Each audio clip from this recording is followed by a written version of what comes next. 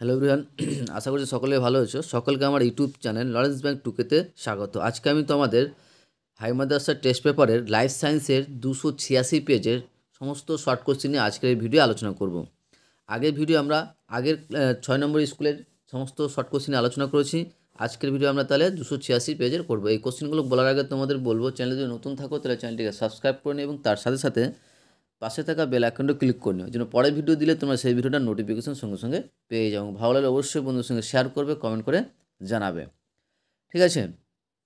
আর বলেছিলাম যে কেউ যদি বড় কোশ্চেনের অ্যান্সার নিতে চাও তাহলে আমি আমার এই ভিডিও ডেসক্রিপশনে হোয়াটসঅ্যাপ গ্রুপে লিঙ্ক দিয়ে দেবো, তোমরা সেখানে জয়েন হতে পারো।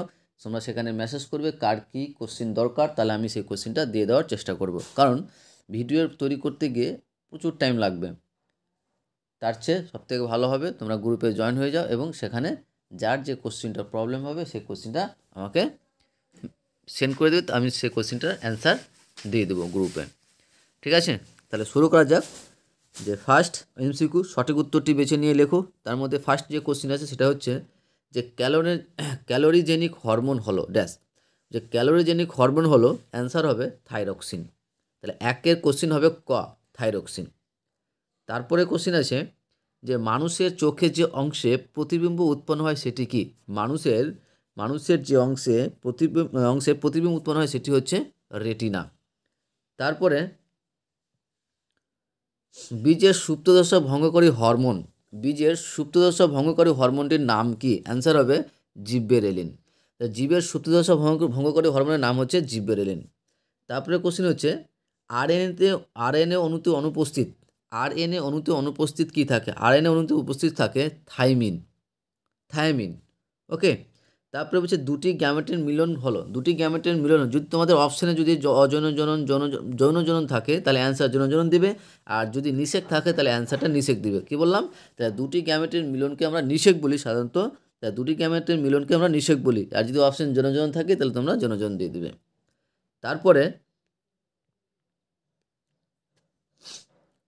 মিয়োসিস কোষ বিভাজন হলো একটি হ্রাস বিভাজন। মিয়োসিস কোষ বিভাজন হলো একটি হ্রাস বিভাজন। তারপরে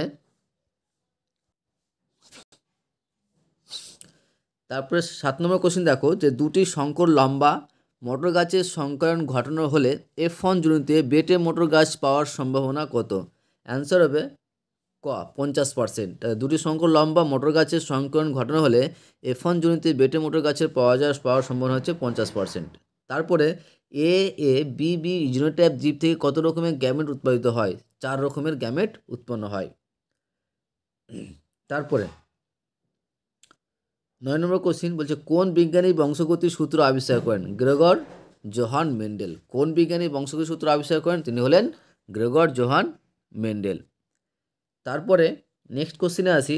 10 নম্বর কোশ্চিনে কি আছে যে বেঁচে থাকার কৌশল হলো অপশন এ অভিযোজন। বেঁচে থাকার কৌশলটা হচ্ছে অভিযোজন।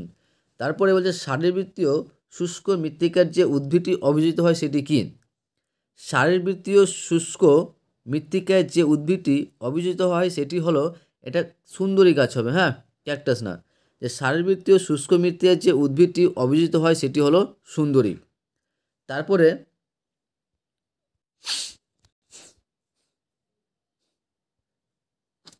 তাহলে কি বললাম, যে শারীরবৃত্তীয় শুষ্ক মৃত্তিকার যে উদ্ভিদটি অভিযোজিত হয় সেটি হলো সুন্দরী গাছ। তারপরে হচ্ছে জল সংরক্ষণের জন্য ক্যাকটাসের পাতা রূপান্তরিত হয় কিসে, কাটায়, ঠিক আছে। তা জল সংরক্ষণের জন্য ক্যাকটাসের পাতা রূপান্তরিত হয় কাটায় রূপান্তরিত হয়। তারপরে নেক্সট কোশ্চেনে আসি যে নাইট্রোজেন সংবন্ধনকারী স্বাধীনজীবী ব্যাকটেরিয়ার নাম কি। নাইট্রোজেন সংবন্ধনকারী স্বাধীনজীবী ব্যাকটেরিয়ার নাম হবে, সেটা হচ্ছে ক্লস্ট্রিডিয়াম। ওকে। তারপর বলছে ব্ল্যাক ফুট রোগ সৃষ্টি হয়, সেটা হচ্ছে আর্সেনিক। আর্সেনিক হবে। তারপর বলছে পূর্ব হিমালয়ের জীববৈচিত্র্য হরেশ্বর একটি বিপন্ন প্রজাতি হচ্ছে, সেটা হচ্ছে রেড পেন্ডা। এটা হচ্ছে ভেরি ভেরি ইম্পর্টেন্ট কোশ্চিন, ঠিক আছে। তাহলে আমাদের এমসিকিউ নিয়ে আলোচনা হয়ে গেল। এরপরে আমরা আসি নেক্সট কোশ্চিন, সেটা হচ্ছে শূন্যস্থান পূরণ করো।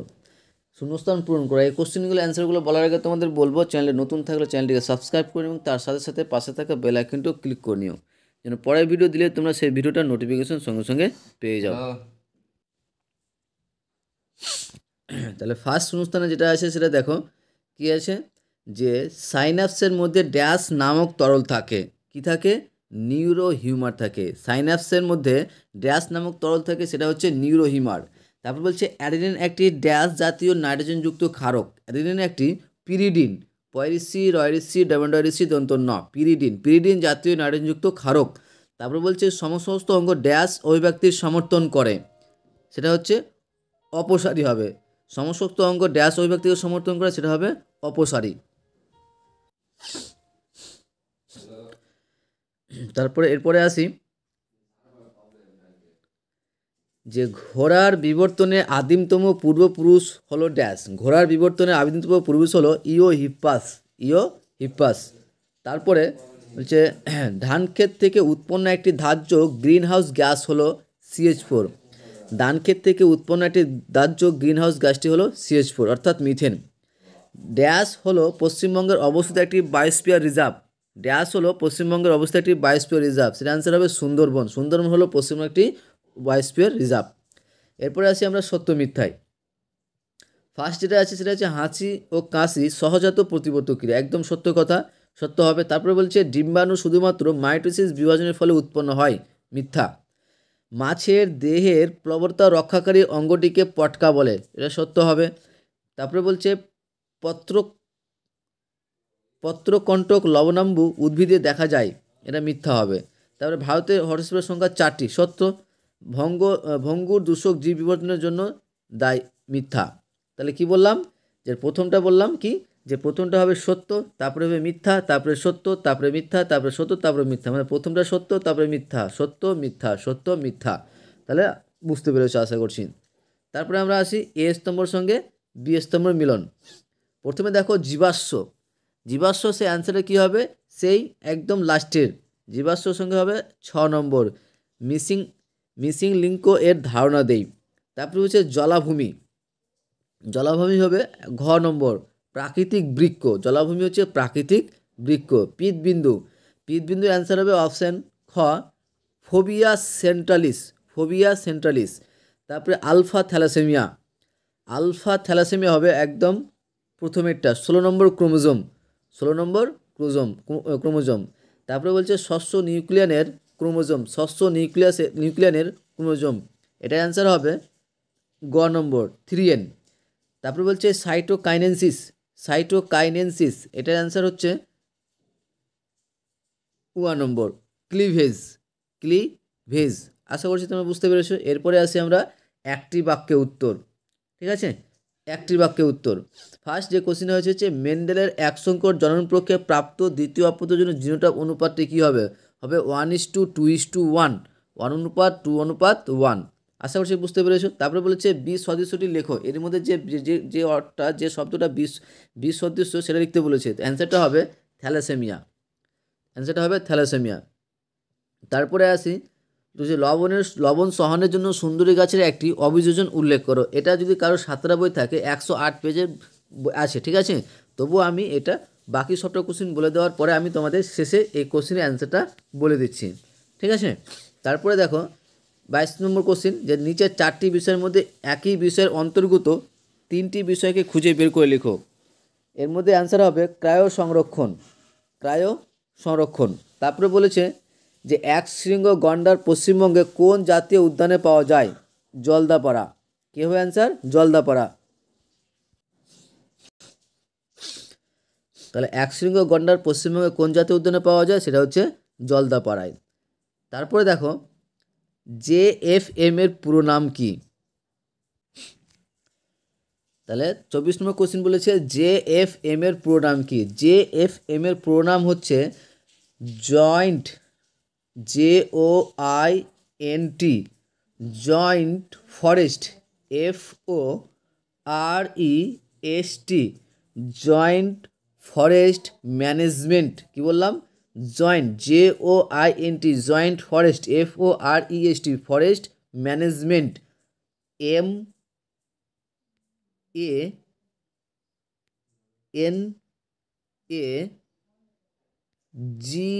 MANAGE MENT, কি বললাম তাহলে?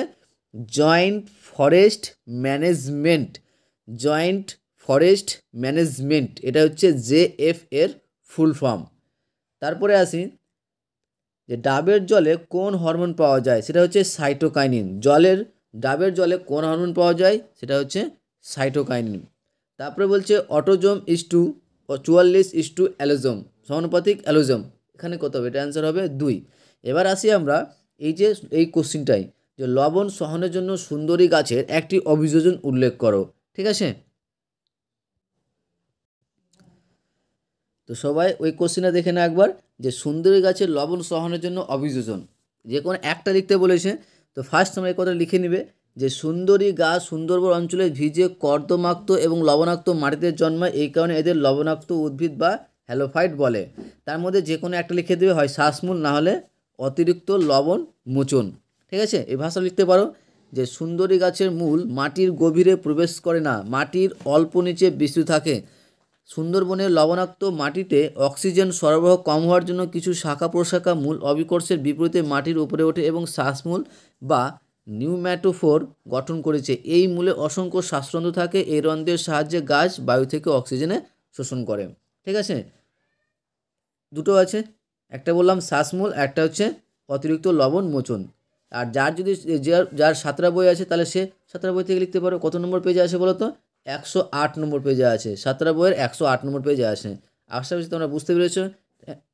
তোমাদের ভিডিওটা ভালো লেগেছে। ওকে, থ্যাংক ইউ ভিডিওটা দেখার জন্য। এবং তার অবশ্যই বলবো, চ্যানেল নতুন থাকলে অবশ্যই চ্যানেলটিকে সাবস্ক্রাইব করে নিও এবং তার সাথে সাথে পাশে থাকা বেল আইকনটা ক্লিক করে নিও, যেন পরের ভিডিও দিলে তোমরা সেই ভিডিওটা নোটিফিকেশন সঙ্গে সঙ্গে পেয়ে যাও। ওকে, থ্যাংক ইউ ভিডিওটা দেখার জন্য।